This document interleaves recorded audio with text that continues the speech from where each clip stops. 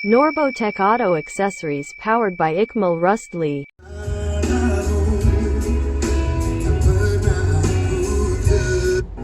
Okay guys, kita ada satu Proton MC3, okay, yang dual LCD ni guys. Dia datang untuk tuning, okay.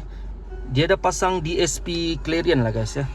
DSP Clarion ni I think bukan yang original Clarion, I think rebrand punya. Okay. So sekarang ni kita akan cuba RTA, okay. So sekarang ni sadly dia punya Twitter kecil yang Infinity asal lah. Ini Twitter dia guys, Infinity asal. We see you when you fall asleep, but never to touch and never to keep. Cause you loved her too much and dive too